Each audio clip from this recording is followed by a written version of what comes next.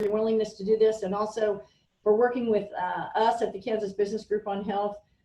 John oversees another sister coalition, and John has worked with healthcare-related associations for over 25 years, starting with the Healthcare Council of the National Capital Area, where he managed affairs for 11 management divisions of this association of over 50 hospitals in the Washington, D.C. region. In 1999, John also became executive director of the Mid-Atlantic Business Group on Health, which is our sister coalition or business group on health, an association of business health benefits professionals. Members include Marriott International, Legg Mason, the McCormick Spice Company, the U.S. Office of Personnel Management, and about 20 more. John has served on a number of advisory boards for the state of Maryland, the District of Columbia, the Maryland Patient Safety Center, and others. And I could go on, but I'd rather get to John's presentation. So with that, John, I'm going to turn it over to you. And again, thank you so much. Thanks, Shelley. I'm delighted to be here today and virtually. I wish I could have been there in person. My mother was born and raised in Hays, Kansas, and also grew up part of the time in Wichita. So I was looking forward to making the trip, but hey, maybe next year, right? Next year. Things happen. Yeah. So thanks for having me, and I'll go ahead and jump in and get going. I have a limited time frame, so off we go. Today I'm going to talk to you about the eValue8 Vendor Performance Measurement Suite. It's a group of tools that can be used to measure the performance of vendors that you work with, most importantly with health plans that you work with. So I'll be talking about vendor performance measurement from the purchaser perspective. Today I'm going to focus on eValue8 primarily, so I'll be talking about what eValue8 is and who uses it, and then what does eValue8 tell you if you're a user of eValue8. Simple, right? But before I get into it, and we're talking about what it is to lead off with, I would like to explain that this isn't just the brainchild of John Miller or John Miller and 3 coalition directors or whatever. It's really, we seek advice and input and get it from a number of contributing organizations, and if you read down this list, you'd see that this is truly a who's who of performance, measurement, and quality understandings in healthcare. So this group advises us, keeps us honest, makes sure that the questions we are asking are evidence-based and appropriate, and also importantly, make sure that the questions we ask make a difference, that this isn't just busy work, that if organizations perform better in the areas that we're looking at, they actually will make a difference in health, cost, and quality. And the concept is very simple. It's just like a performance appraisal that you might do in a company with employees. Up front, we state expectations, and those expectations are informed by that august group that I just showed on the screen. We then measure performance against those expectations. We ask for plans and other vendors as appropriate to submit via an online portal the answers to the questions we've asked them. We point out potential areas for improvement, and I left off here a very important component. We also point out areas for congratulations. So at times we see gaps that we believe should be filled. But it's not a gotcha. It's an objective performance assessment, and a lot of times it leads to good things, not just bad things at all. So we point out areas for improvement or congratulations, and then you repeat. The cycle begins again the following year. We see if there's been improvement in certain areas. We congratulate on new activities, so on and so forth. So that is the concept in a nutshell.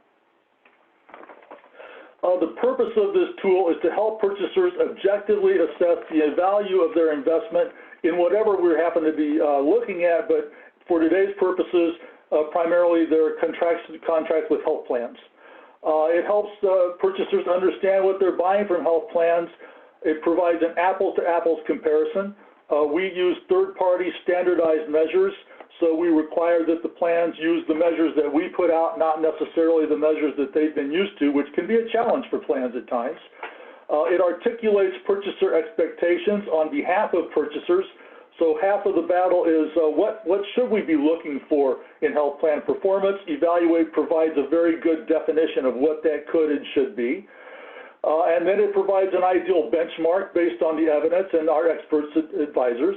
And then it assesses how health plans use resources and information this is the primary function of eValue8. What we're looking at is how do the plans that purchasers contract with use resources and information to improve and maintain the health of members and employees, improve the healthcare delivery system that is serving those members and employees, and finally focus on waste and driving waste out of the system, which is where so much of the money in healthcare goes. So that's the purpose of eValue8, the comprehensive and core eValue8, which is the health plan version, and I'll be briefly alluding to a couple of other versions. A question we get early on in this process frequently is, okay, so you've performed this evaluation, you've shared with the plans how they measured up to the expectations in the evaluation. Do plans normally pay attention? And you can see we've got two examples here. I would point you to the graph on the right, which is a graph of a particular Blue Cross Blue Shield HMO over time, that time being 2008 to 2012 in this case. And you can see that they improved measurably, remarkably, in the area of provider management, which is one of the areas that we measure. I'll be looking at those areas in just a second, by the way, and they increased remarkably over that period of time. So clearly paying attention and responding, which is great. In terms of narrative response, we just held a focused eValue8 meeting with several of the health plans on payment innovation. So we asked them particularly about bundled payments and episodes of care payments, which you may know the National Alliance is focusing on very much right now, and I believe Kansas may be looking at that strongly as well. These are the kinds of responses we got back after that meeting from the health plan participants in the meetings. One was that we understand that bundled payments are a driving request from plan sponsors and we want to meet them. Importantly, this person said, I did add some of your points to my business case as real-time feedback directly from the industry on what you want to see. So this person is taking this internally to senior management within their plan and using it as evidence that we need to work on this stuff, which this is what we're all after. The second response said that the plan they found this call to be highly beneficial, personally educational. This person was from Aetna and said it helps hold Aetna accountable for what we say we're doing in terms of payment transformation. Lots more words, but all very good and very good evidence that the plans come into this with an objective viewpoint and an open mind, which is outstanding. So I'm going to take just a second now to focus on what we call the core eValue8, the comprehensive eValue8. This is the main eValue8. I use the word again, eValue8. I liken it, I compare it to building a house. So if you're going to build a house, you might hire a general contractor, and health plans are similar in that role in healthcare to general contractors in house building. There are a number of functions they have to manage. When you're building a house, you have someone work on the roof. You have painters, you have plumbers, you have all kinds of different electricians, different functions that go into building the house. And a general contractor theoretically might take those services in-house and may have their own painters and their own roofers. Or they might subcontract those functions out to other parties to fulfill. In terms of healthcare, that might be a health plan taking in-house their PBM, pharmacy benefit management functions, or they may have in-house behavioral management people, or they may have a third party, such as a freestanding PBM or a behavioral health vendor to take those things over. But as the purchaser who's interacting with that general contractor, doesn't matter to me how you do it, I just want you to make sure that you get it done correctly. So this is what the core eValue8 looks at, everything a health plan can be doing to help manage the health of employees, control cost, and reduce waste. We also, though, have some deep dives that come out of this overall eValue8. We have a PBM-focused one, which is on the left-hand side. We recently, within the last, by the way, the PBM assessment is an annual event. We do that annually. There is a mental health support, achieving value in mental health support, that focused on mental health that we put out. It included health plans because they do manage some mental health, behavioral health in-house sometimes. We also had some external vendors such as Magellan and Beacon responding to that eValue8 function. And we've also done one on cancer care, for example. So these are not the end of the game. We are also looking at payment reform, which we're in the middle of and about to produce. We are also in the middle of a medical drug deep dive, as we call these, which would focus on medical drug management.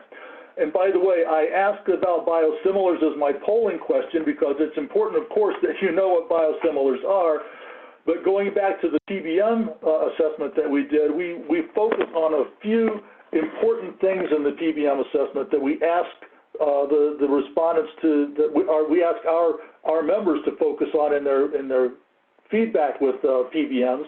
One of them is biosimilars, and a good question to ask your PBM and or your health plan would be where biosimilars stand in their formulary. Are they on preferred formulary?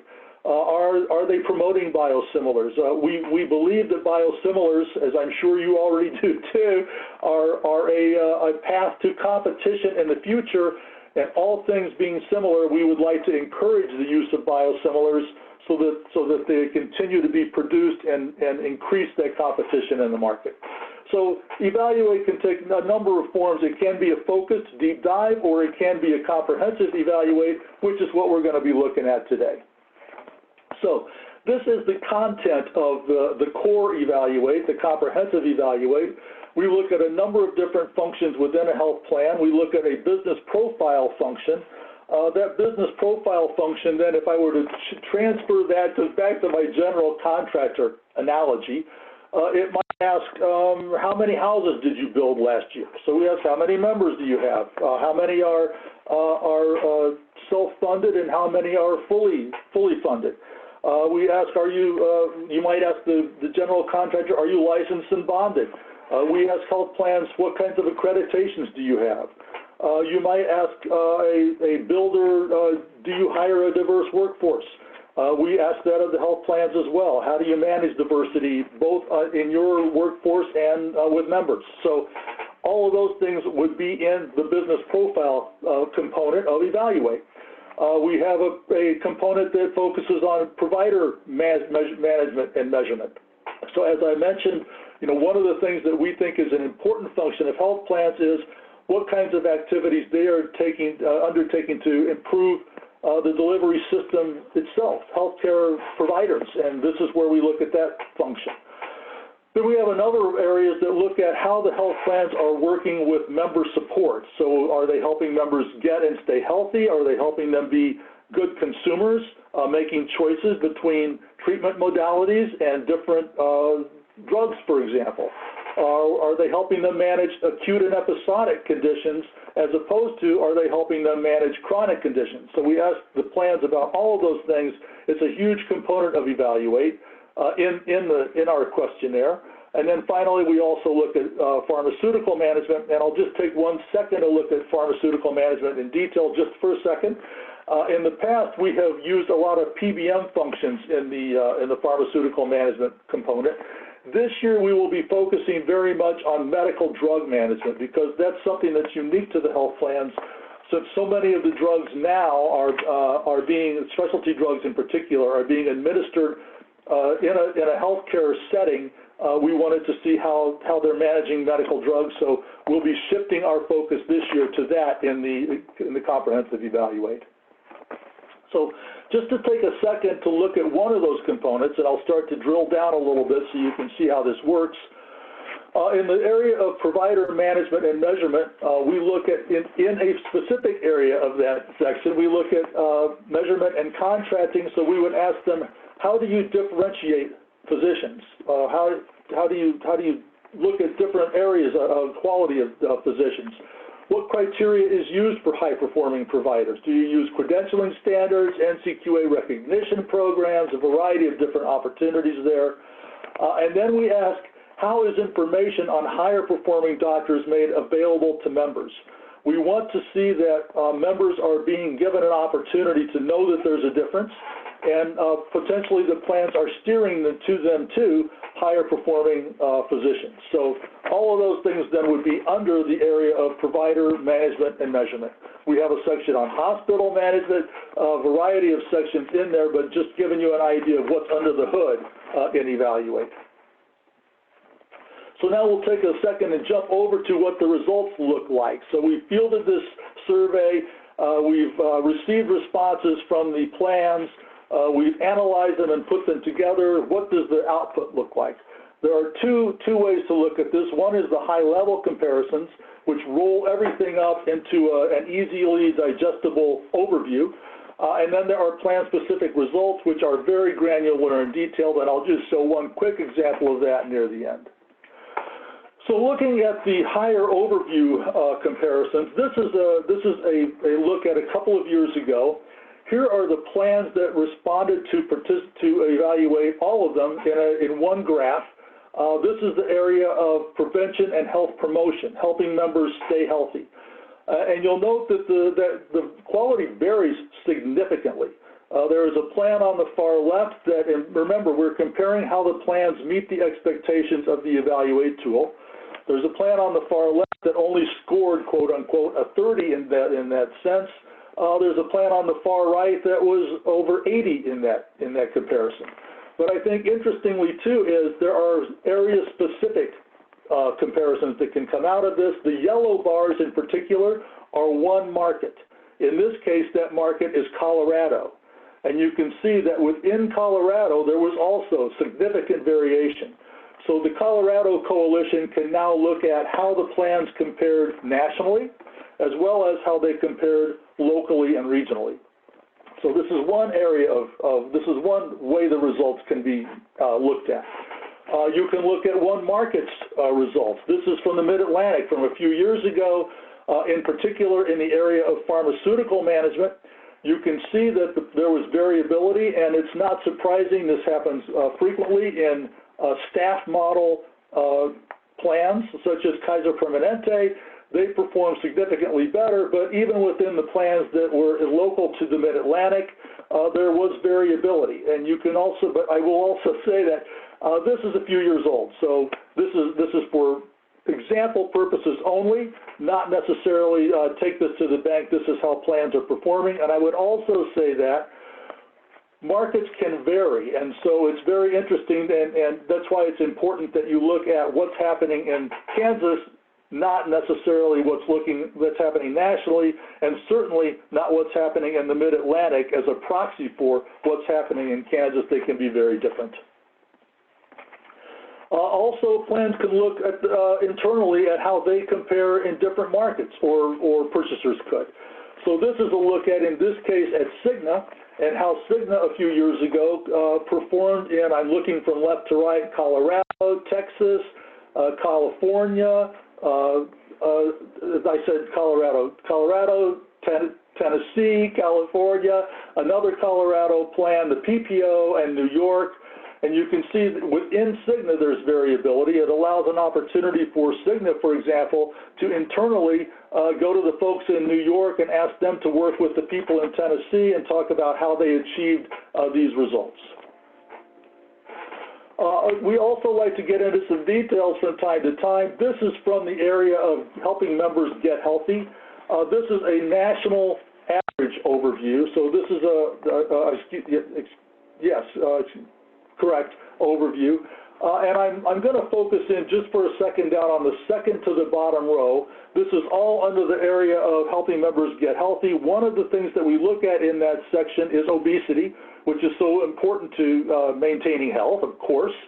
And we asked the plans, what percentage of your members have you identified as being obese? And the average was 3.1%. We had a high of almost 32% and a low of 0.3%, but regardless, an average of 3.1% is really strange, to put it one way. We know that the national average is about 35%. I would bet that the average in the Kansas area is about 35%. If the plan has only identified 3% of the members as being obese, They could have the greatest activities and policies and programs in the world to address obesity, but if they haven't found the people that should be in those programs, they're just not going to reach them. So one area to look at, and this was a focus area for us one year, and I'll show you where that led in a few minutes.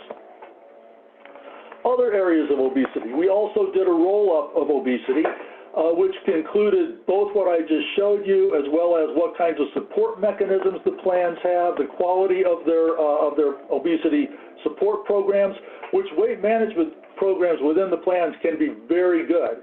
But as I said, it can be a great program, but if you don't find the people, it won't do you much good. So this is a roll-up, though, of that information of how the plans support physicians in terms of obesity, and I'll be looking at that in one way in just a minute. And this is how the plans performed over year. You can see that one plan did very, very well, but the average plan did not do so well overall in terms of obesity management. This is where we go back once again to obesity identification, so I won't belabor this, but over the years of 2011 to 2014, which is when we first began to get an interest in obesity and what's happening with the plans, you can see that on average, they did not identify very many members. And here we look at member engagement. Once again, I'm focusing on obesity just for the purposes of example. So this would look at of the percentage of the members in the program, this is the percentage of the members in the program as a percentage of, and this also a percentage of the members identified. So the yellow bar is if you had 100 members in the program, if you had 100 members, 2% of them were in the obesity management program. And it looks like about roughly 60% of the obese members were actually identified. So it's not only important that we identify the members, but the plans also need to enroll those members into the excellent programs they frequently have, but so few members are participating. Now we'll look at the physician side, and by the way, when we look at this, we're going to start looking at the purchaser's responsibility to some extent in all this. I would go back also and say that from the plan perspective, frequently it's not just the plans that aren't enrolling the members in the programs. It behooves purchasers to have incentives for members to enroll, to promote those programs within the membership, and so on and so forth. So purchasers do certainly have a role in these numbers being more successful. Likewise, here we look at how the plans are relating and supporting physicians in terms of obesity management. I'm going to focus on two of these clusters of bar graphs. The first one is second from the top, where we ask, did the plan reimburse for appropriate use of ICD-9 coding? So if we're asking if the plans are identifying members, one of the primary ways that they are identified is through claims, which means that a physician has to code for obesity in the claim that they submit to the plan, which will be much better if the plan reimburses for that coding than if they don't. So we ask the plans, do you reimburse for ICD-9 coding at the top? And you can see that it's improved, but it still has a way to go. And also direct your attention to the bottom graph, which is there an incentive for the physician to refer the patient to a program, a weight management program, or to treat the patient? Very, very low in that area. We know that patients do what their doctors say a lot.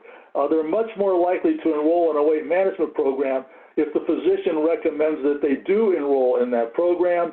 Therefore, it's important that the physicians be incentivized to provide that kind of advice concretely to patients. So that's why we're pushing on that section of the graph. I'm going to jump from the high-level overview over to the content in the detailed report in eValue8. So you'll remember that the high level is a roll-up of the content, the detailed content that's underneath all of this. And so we'll be looking at the detailed content that's underneath. But just one quick example, I'll try not to let your head hit the desk on this, not too much detail. And so it includes regional and market information about national plans. So it is specific to, in my case, Mid-Atlantic Aetna, for example, not national Aetna. So it's specific to my market. And it includes recommendations for improvement in specific, for the specific plan in the summary and recommendations report. And that's what we're going to look at, a summary and recommendations report. So this, don't worry, we're not going to look at this whole thought and narrative. This is from the area of helping members stay healthy, which if you look at the upper left, this is the overview section. Sorry. As you can see, that's the overall section, and in that section also, right under it, you'll see there's a section on a subsection on cancer screening programs and results. So within the overall section of helping members stay healthy, we look at a number of things. For purposes of today, since we've been using obesity as our example, I'm going to stick with obesity. This is where we would share with the plan their results based on what they told us they do in terms of purchaser expectations as articulated in eValue8.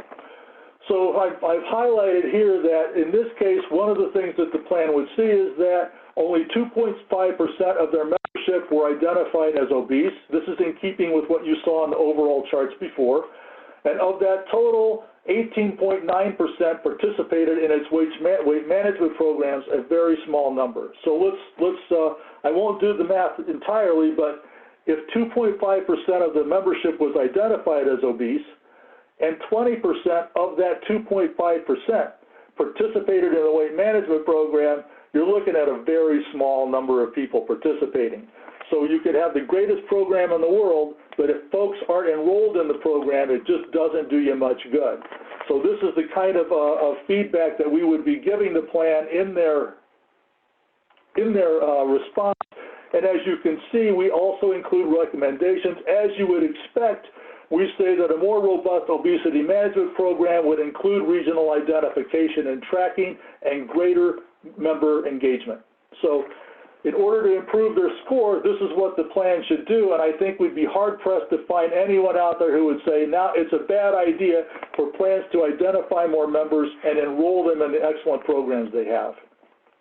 So that's a quick look then at what the regional analysis looks like and what the plan gets back. And by the way, purchasers can also have access to this information if they want it. We find that it's a fire hose for most. They'd rather not drink out of. They'd prefer for us to synthesize the information and provide it back to them in the form of graphs and charts, such as I've shown you in the high-level overviews.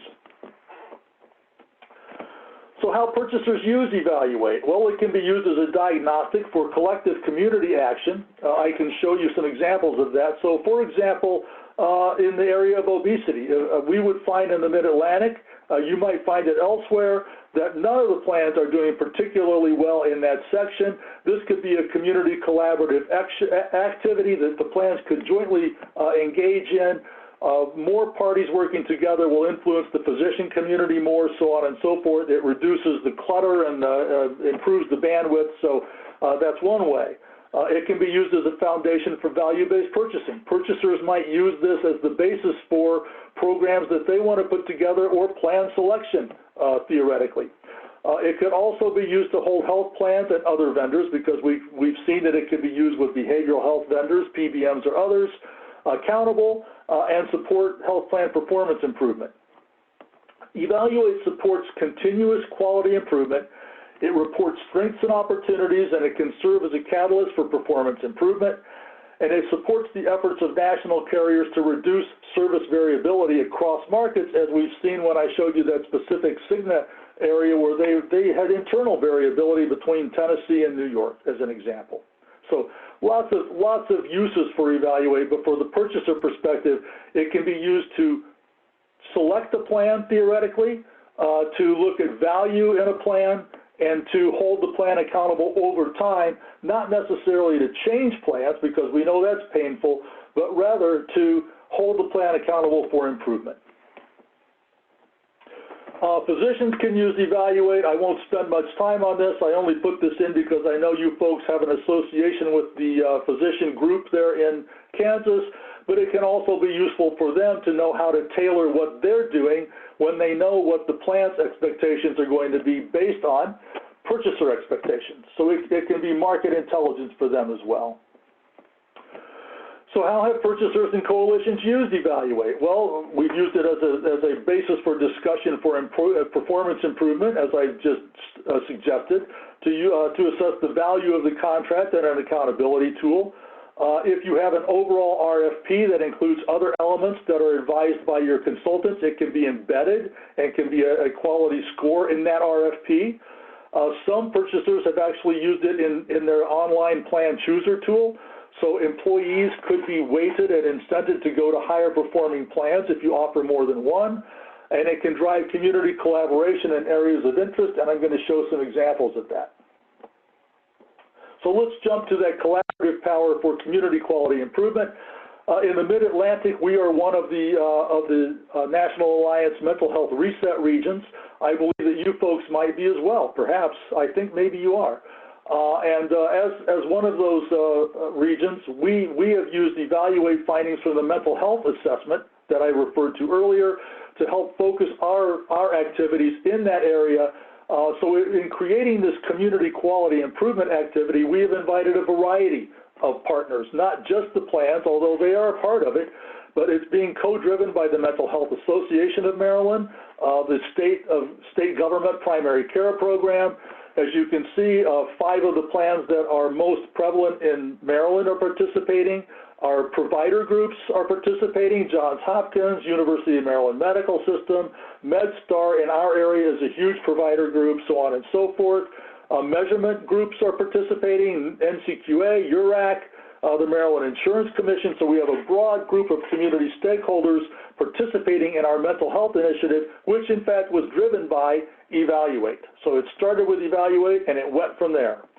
It also can be the impetus for a national initiative, as it has been with mental health. Also obesity. The National Alliance is engaged in an obesity initiative. eValue8 came out of that obesity initiative, as you could see through my many slides focusing on obesity coming into this. Under the obesity rubric and the National Alliance program, we are working on improving identification through coding for obesity, as we discussed, improving coverage for obesity lifestyle and pharmacotherapy treatment.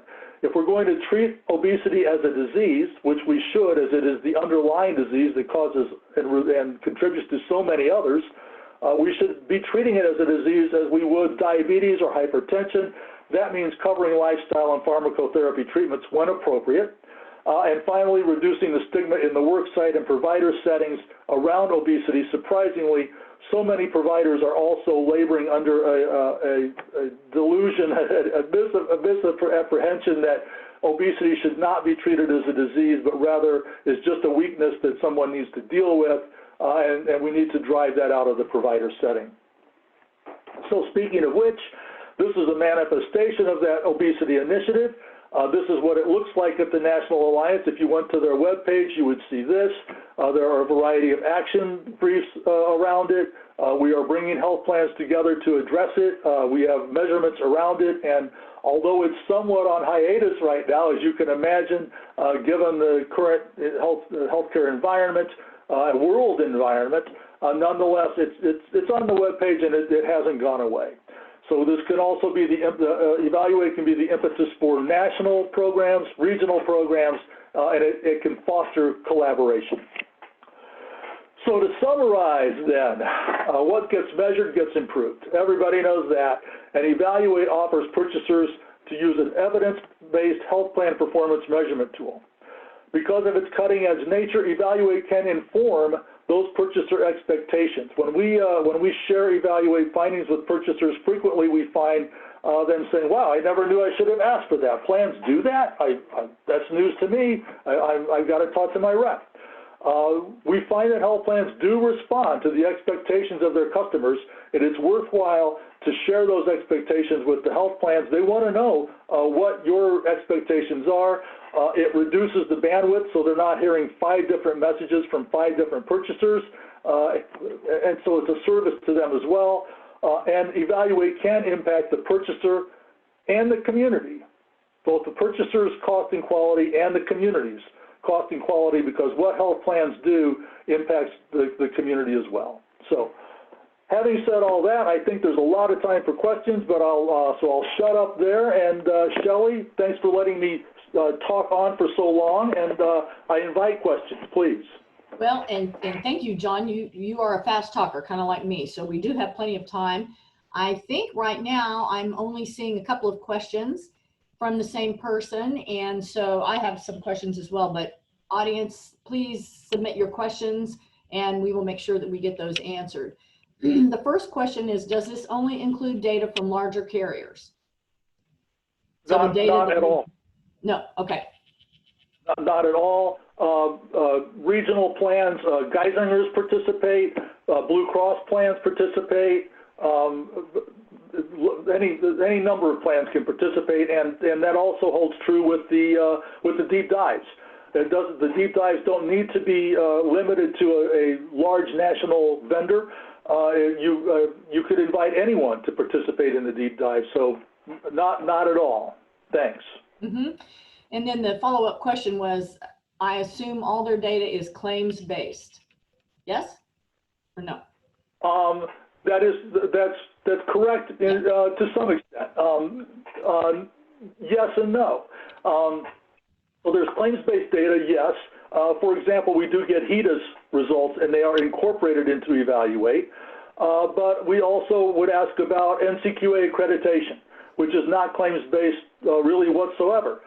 We would ask about other sorts of we ask about what sorts of what is the health management program made of? In terms of obesity management, we would ask, for example, in an obesity program, how many sessions are there? What are your policies for repeating sessions? What is the content of the session? Who delivers the information? Are they accredited? You know, a variety of questions that really have nothing to do with claims, but nonetheless directly reflect the quality of what the plan offers. So in that was actually a question I had regarding the obesity management. Do you drill down at all to specific programs or tools that may be offered, or is it just a general question about how it's, you know, the management? Does that make sense? Yeah, sure does. Absolutely. We drill down. We tend to use as our gold standard the diabetes prevention program, and compare plans to, in many ways, how they compare to the diabetes prevention program. So when I say number of sessions, we use the diabetes prevention program as a gold standard for that. Who is delivering the program? What, likewise, diabetes prevention program. But we would also ask about publications. Are they in languages? If there's outreach to members, is it via mail? Is it interactive and tailored to the specific member? Is it just something that goes out shotgun on a regular basis, or is it tailored to a member's outreach, so on and so forth? Maybe when we're looking at diabetes management, does your program respond to a missed lab test, for example? So is it something you reach out to the person with diabetes on a quarterly basis, whether they like it or not? Or is it something that you reach out to them because they should have had a lab test last month, they didn't, and someone reaches out and says, what's going on with you, what can we do to help? So yes, it's very, the investigation is very detailed.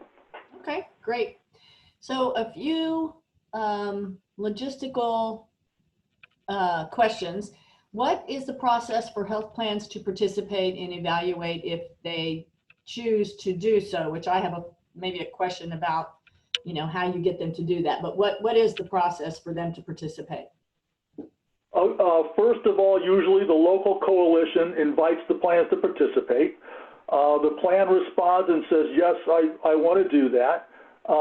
Then they would receive a encrypted email from our centralized administrator, who happens to be a lady named Fung Kwan Hsu, but they would receive, who you may know, yes. They would receive an encrypted email from Fung Kwan, which would grant them access to the online portal, Once they're in the online portal, they would be able then to access all the various sections, the questionnaires, and they can designate folks within the organization to respond to specific sections. As I mentioned, and I'm sure you already know, health plans cover a lot of territory, and there's no way anyone within the individual organization knows what all the different sections are doing in every way. So as an example, we would find frequently that the PBM section, they would be referring to the director of pharmacy to complete that section. As an example, they would be referring to medical directors, specific program directors in oncology, let's say, so on and so forth. So that is the general process. You receive an invitation. That invitation allows you to enter the portal. Now you're in there and you can participate. But I should continue just for a second, because that's not the end of the game. We offer online support continuing. And so once a person is in and they run up against a question that they don't understand exactly what it means, the platform offers them the opportunity to ask, I don't get this. Can you explain? Does it mean A or B? Foong Quan responds to those questions on a regular basis, and if it gets to the point where online response is not going to make it, she's available by phone as well. So there's a lot of support to help plans answer the questions as comprehensively and accurately as possible. We want good information. We don't want the plans to misunderstand anything and give the wrong answer for good or bad. So yeah. And then what about cost for a carrier if they chose to? Frankly, I'm not extremely well versed in the cost. That's a Foong Quan issue, but I will say that per plan, the charge is in the area of $4,000 to $8,000 per plan. It goes down if multiple plans participate within a single carrier. For example, if an HMO and a PPO both participate, the costs go down. There are other variables as well, but that's the general range. I will say that, which is fairly unbelievable. If a purchaser, for example, if a purchaser were to contract with a benefit consultant to perform this sort of analysis on their behalf with a carrier, you'd be looking in the six-figure range, not the $4,000 to $8,000 range. So our economies of scale get us a lot of benefit in that way. Okay. And then the next one is the time commitment, which I assume would be more based on the size of the plan, if you will. Actually, that should not be the case. The questions are very standardized. So a regional Blues plan will spend about the same amount of time on eValue8 as a national United plan will spend. I will say that national plans have the advantage, I must say, of having national resources to assist. So much of what the national plan does will be the same in Miami as it is in Ohio. So they do have an advantage in that respect, but the overall commitment is the same, and but it does vary in terms of experience. For example, plans that have been at this for a while are can move much more quickly. They're familiar with the way it works and who to send what out for what questions. We also have a preload option. So if something hasn't changed from last year, the plan can opt to just replicate what they put in last year. So plans that have been participating also have that advantage. And in terms of time frame, I will say that we provide about 3 months to respond, and it takes the plans about that 3 months. Now, in terms of FTEs, I really couldn't say, but generally speaking, it takes about that long. And I also have to interject one other detail here in that respect for the plan's interest. There's not one response and that's the end. Plans respond, and then our scorers behind the scenes, our analysts, look at the response, and where they see something that they don't understand or doesn't make sense, and frequently this is in the interest of the plan scoring better, not necessarily scoring worse. And when they see something that doesn't make sense, they respond back to the plan and say, here you said this and there you said that. They can't both be true at the same time. Which one is it? Or you responded in this way, but that wasn't the nature of the question. Could you please respond based on these sorts of criteria? So there's a bit of iteration, and that iteration contributes to the 3-month time frame that we provide. That's in there. So there's some time for conversation to make sure we're getting the most accurate information the plan can give us. So about 3 months. That's the setup. And then an annual report would come out? Yes, although I will say that we may be moving to biannual to if that's what every other year means. I always get it mixed up. Yeah. For example, last year we did not field the core eValue8. We had so many other deep dives going on that we felt that we were straining the plan resources. So we skipped the comprehensive eValue8 last year. We will be opening it up this year, however. So we skipped it last year, and I suspect that we may be going to an every other year format, but it has historically been an annual report, yes. Okay. And then another question came in. I did want to quickly, though, ask, because it does relate to the reset regions and the Path Forward project. We are a reset region. We have 3 local employers we're working with, Via Christi Ascension, which is a large health system here, the city of Wichita, and Sedgwick County, but we're moving very slowly with COVID and everything. But my question, and you mentioned kind of evaluate related to this, and I've looked at the data requests as part of the reset region, but has eValue8 always included behavioral health metrics? Yes.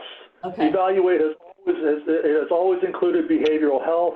I will say that a few years ago, because we've seen behavioral health as a chronic disease, yeah. We recognize that the measures were so similar to the chronic disease measures that we rolled it into the chronic disease section, and it's now included in that section. But it used to be a standalone. We used to look at behavioral health separately. I'd say it was 4 years ago we changed that, but it's always been an eValue8. It continues to be an eValue8. I will say that the eValue8 analysis and questionnaire is not as detailed as that deep dive was. If you're familiar with the mental health, achieving health value, and mental, it's not as detailed as that was. But yes, we've historically asked behavioral health questions in eValue8. Great. Okay, we had some more questions come in. The first one, there's 3 questions in this. What is the process for communication of results back to the health plans that participate in the coalition employers? And then the second, there's only 2. And are the results confidential? Okay. Two aspects to that. The results are communicated back in whatever way you want. For example, in Kansas, you can do that in any way you want, but the most valuable component of it that we've found has been what we call site visits. So the results have been analyzed and put together.